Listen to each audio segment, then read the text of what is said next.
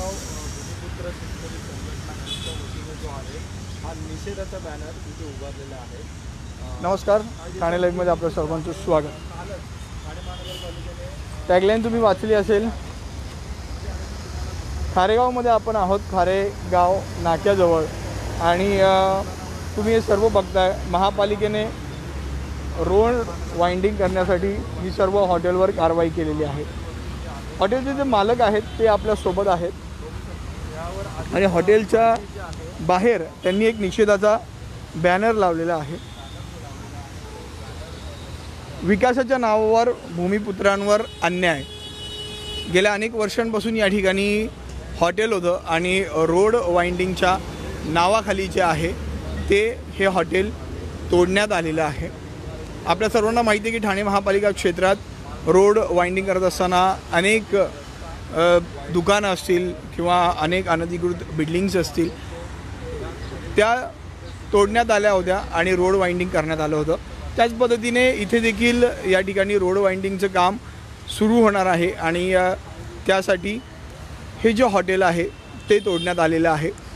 या हॉटेलचे जे मालक आहेत ते आपल्यासोबत आहेत, त्यांच्याशी आपण बोलणार आहोत। त्यांचं असं म्हणणं आहे की जी मार्किंग आम्हाला करून दिली होती त्या मार्किंगपेक्षा जास्त हे हॉटेल जे आहे तोडलेलं आहे आणि बिल्डरच्या फायद्यासाठी हॉटेल तोडलेलं आहे असं त्यांचं मत आहे। आपल्यासोबत ते आहेत, त्यांच्याशी आपण बोलणार। सर, काय नाव तुमचं, हॉटेलचं काय नाव, किती वर्षापासून इथे हॉटेल होतं आणि तुम्हाला काय वाटतं कशासाठी कारवाई करण्यात आली असेल? साई तेजस हॉटेलचं नाव होता। मी मालक सीताराम बुबेरा। काही कुठल्याही प्रकारचं नोटीस न देता, कुठल्याही प्रकारची सूचना न देता डायरेक्ट येऊन 2 JCB लावून तोडलेलं आहे। मी जवळजवळ 24 वर्षे इथे मी हॉटेलचा व्यवसाय करत आहे आणि जी मार्किंग दिले त्याप्रमाणे रोडवाईंची ती मी त्याप्रमाणे तोडून घेतलेली आहे आणि तरी पण दुसऱ्या दिवशी येऊन ह्या लोकही माझे मागे वाचलेलं ते त्याच्यावर कारवाई करून ते तोडण्यात आलेलं आहे। बुबेराजी, मार्किंग तुम्हाला जी करून दिली होती ठाणे महापालिकेच्या माध्यमातून ते तुम्ही आधीच तोडलं होतं का? आधीच तोडलं होतं। मग आता त्यांनी 2 दिवसापूर्वी येऊन एवढी मोठी का कारवाई केली? अहो, ते मला तर असं वाटतं की आसर बिल्डर आहे ना, याच्या सांगण्यावरून या नगरपालिकेच्या अधिकाऱ्यांनी कारवाई केली आहे। जेव्हा ही कारवाई केली तेव्हा तुम्ही इथे उपस्थित होतात का? मी जरा बाहेर होतो, नंतर आलो कारवाई केल्यानंतर।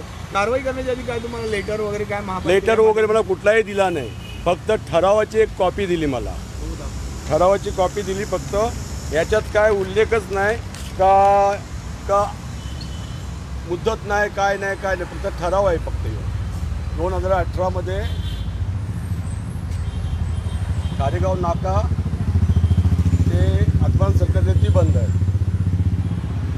आता काय मागणी आहे तुमची आणि काय आरोप आहे? माझी मागणी एवढीच आहे, मला त्याचा मोबदला भेटला पाहिजे। आणि दुसरी गोष्ट, जी जागा उरलेली आहे मार्किंग सोडून, तिथे मी हॉटेल व्यवसाय करणार आहे आणि हॉटेल व्यवसाय करताना जर त्याही परत नगरपालिकेच्या अधिकाऱ्यांनी किंवा आसर बिल्डरनी त्याच्यावर कारवाईचा आदेश दिला तर मी आत्महत्या करेन। याचा जबाबदार नगरपालिका व आसर बिल्डर असेल। आपण हॉटेलच्या आतमध्ये जाऊ, कुठपर्यंत मार्किंग होती, कुठपर्यंत तुम्ही तोडलं होतं, त्यानंतर किती त्यांनी आता मार्किंग सोडून रोड कारवाई केलेली आहे? तुम्हाला आता मार्किंग दाखवतोय मी इथे।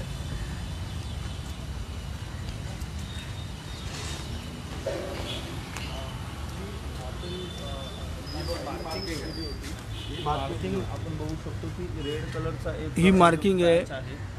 ती मार्किंग आपण मार्किंग जर सरळ बघितली तर ऑलरेडी ती मार्किंगच्या बाहेर जे येणारं बांधकाम होतं ते आधीच यांनी तोडलेलं होतं। म्हणून ते काल तडकाफडकी येऊन महानगरपालिकेने जे आहे संपूर्ण हॉटेल तुम्ही पाहिलेली आपण मार्किंग देखील दाखवलेली आहे आणि मार्किंग त्यांचं असं म्हणणं आहे की आपण आधीच मार्किंगच्या ठिकाणी हॉटेल आतमध्ये घेतलं होतं तरीसुद्धा महापालिकेने कारवाई केलेली आहे।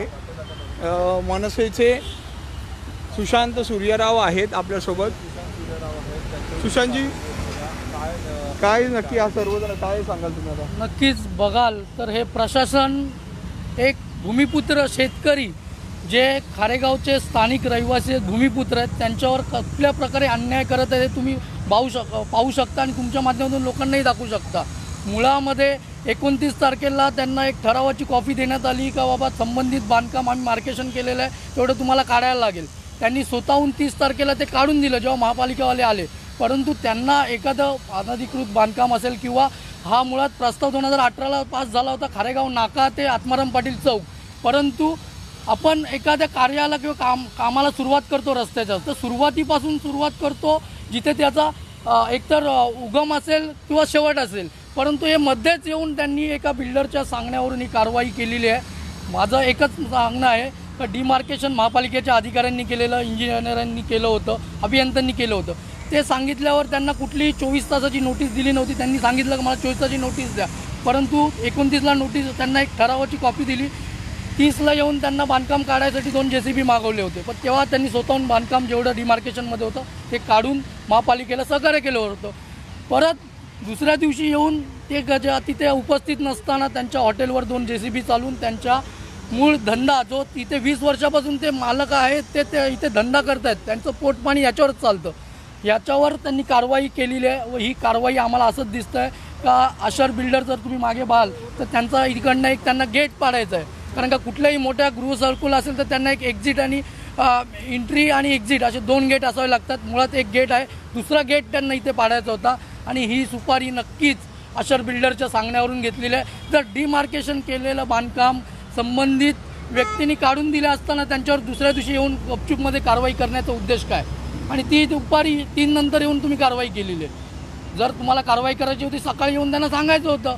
ते इथे आज उभे नसताना, कोणी इथे हजर नसताना तुम्ही येऊन ती कारवाई केलेली आहे. मला तुमच्या मार्फत एकच सांगू इच्छितो, हे सीताराम बुबेरा आहेत, ते खारेगावचे स्थानिक भूमिपुत्र शेतकरी आहेत आणि लॉकडाऊनमध्ये तुम्हाला माहिती आहे मराठी माणसाचा, मराठी उद्योजकांचा अनेकांचे हाल झालेले आहेत. आर्थिक त्यांना बरेच समस्या त्यांना सामोरे जायला लागत आहे.